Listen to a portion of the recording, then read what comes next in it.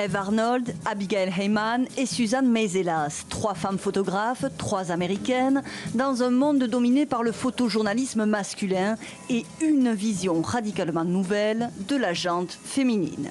Toutes les 3 font des livres où on voit apparaître les femmes dans leur intimité au quotidien. Ça n'a rien à voir avec les autres photographies de femmes qui circulent à l'époque, celles qu'on voit dans les magazines où on a des images beaucoup plus lisses sur papier glacé. Suzanne Meiselas documente le striptease forain aux États-Unis au début des années 70, loin des clichés qui collent à la peau des femmes qu'elle rencontre. Il y a 2 façons généralement de les imaginer, soit comme des icônes très glamour, ou à l'inverse, comme des victimes, des femmes qui sont dans un circuit d'exploitation, qui mènent des vies très dures.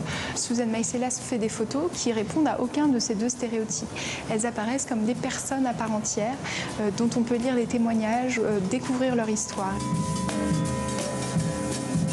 Eve Arnold photographie anonymes et stars. Elle dévoile Marilyn Monroe en dehors des studios, aux antipodes de la pin-up habituellement montrée.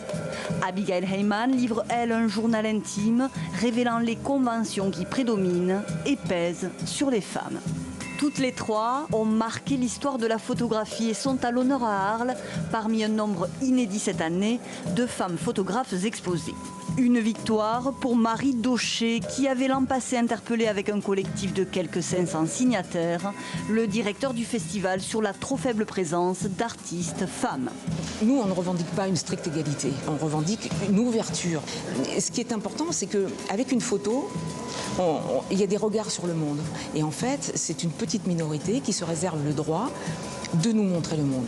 Quand j'ai commencé à faire les statistiques de la photographie qui n'existaient pas, on arrivait à trouver entre 5 et 10 ou 20% de femmes dans les festivals, éditions, etc.